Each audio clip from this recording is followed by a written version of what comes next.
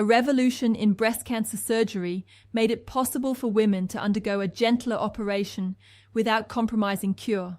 While the main event occurred decades ago, continued work is still needed to drive better patient outcomes and overcome persistent resistance to the change in treatment philosophy produced by this revolution. In this video, we will discuss how a decades-old revolution is still relevant today. At Just Medicine, we make it our priority to present published scientific data to empower women to make good decisions about their breast cancer surgical treatment. Insights on evidence-based care is shared here to inform patients that there are treatment choices which can help them live longer and live more. To understand these choices and how the breast cancer surgical revolution came to be, we need to delve a little into history. After a brief history, we will look at where we are now, since medical science is always a work in progress. And at the end of the video, we will discuss other relevant aspects. For breast cancer surgery, we begin our history narrative in 1898 with a renowned surgeon of his time, Professor William Halsted. He described his technique of the radical mastectomy, an operation which involved the removal of the breast, the muscles of the chest wall, and contents of the axilla or armpit. This surgical procedure was the established and standardized operation for cancer of the breast in all stages, early or late for most of the 20th century. The operation left women without a breast, often with lymphedema and sometimes with loss of mobility of the arm. After all that morbidity in the name of breast cancer treatment, Dr. Halsted reported at the American Surgical Association meeting in 1898 that of 133 patients, 76 survived for 3 years and 52% were disease-free. This was the reason why, by the mid-1960s, dissatisfaction with results after radical mastectomy led some surgeons to advocate more extensive surgery and others to promote more limited operations. Here was where Professor Umberto Veronesi, a visionary and courageous surgeon from Milan in Italy, entered the scene. He proposed a randomized controlled trial to compare mastectomy with a less mutilating and gentler operation, which he initially termed quadrantectomy. This later evolved to being named breast conserving surgery.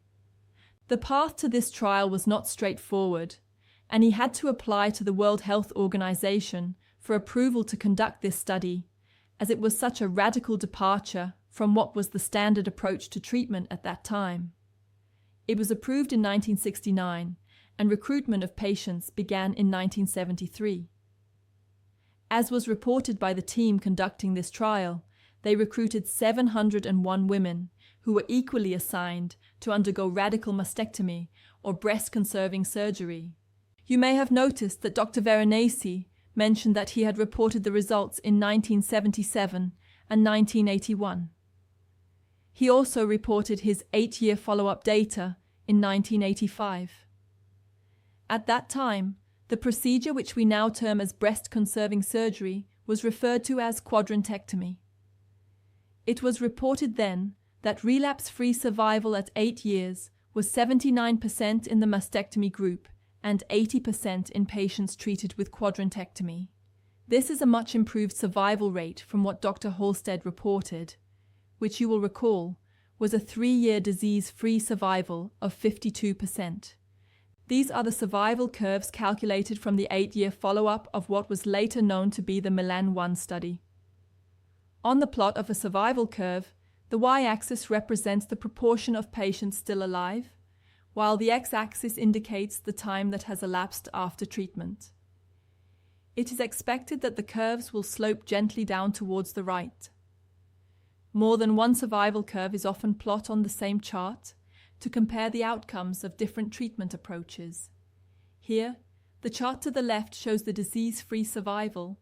This refers to the patients who were alive without having a recurrence.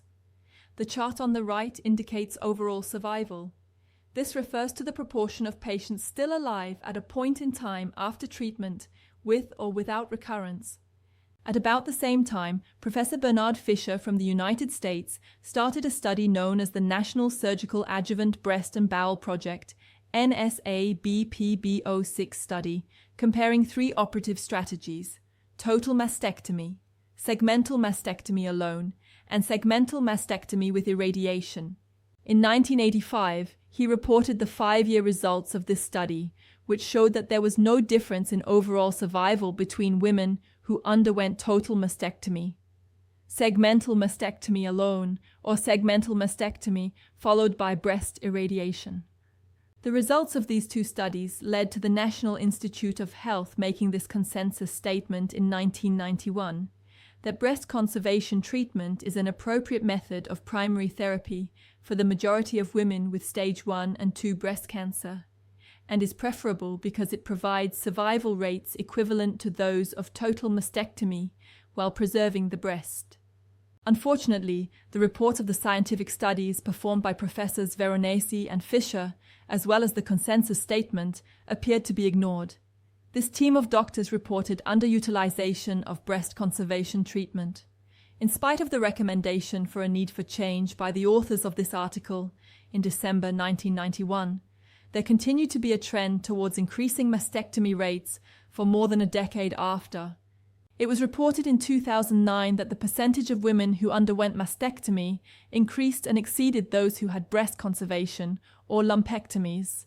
This was in spite of the fact that in 2002, Professor Veronesi reported his 20-year follow-up data of the Milan 1 study, where the survival curves calculated from the 20-year follow-up of the study continued to show no difference in survival between breast conserving surgery and mastectomy after 20 years of follow-up. Similar findings were reported by Professor Fisher from the United States. Following the publication of the results of these seminal studies, the year 2007 marked another milestone in scientific research for breast cancer surgery. This study by a team of doctors in Western Australia, led by Dr. Martin, was one of the first to report that women with breast-conserving surgery have improved survival outcomes over those treated with mastectomy. These findings were echoed in 2014, when it was also reported that patients who underwent breast conservation treatment have a higher breast cancer-specific survival compared with those treated with mastectomy. Also, it was reported that women with early-stage breast cancer, if eligible for breast conservation treatment, had a 10-year survival rate of 94%. From here, we can see that there is a vast improvement from a 3-year disease-free survival rate of 52% reported with the Halsted mastectomy. Medically, this represented a significant shift in the evidence about the results of the surgical treatment of breast cancer. Instead of conferring equivalent survival outcomes, there was now data demonstrating that breast conservation treatment resulted in improved cure rates. However, in spite of this data, the rates of mastectomy continued to rise in certain locations. In a very recent article, it was noted in this renowned cancer institute that the rate of mastectomy for women with early-stage breast cancer increased from 2005 to 2013. Since this study analyzed the outcomes of women treated at the center from the year 2000 to 2014, the subsequent trend of mastectomy rates for that cancer center was not reported. We can, however, look at reports from other treatment centers in the same country to estimate the mastectomy trends. More recently, there is suggestion that the rate of bilateral or double mastectomy for unilateral or one-sided breast cancer is increasing. We can therefore reasonably conclude that mastectomy rates continue to rise in this region. Not all geographical areas report high mastectomy rates. There are some countries where more than 70% of women undergo breast conservation treatment and are likely to experience 10-year survival rates of about 94%. This embodies the ideology of the gentle revolution in breast cancer surgery, where less aggressive surgery may confer better patient outcomes.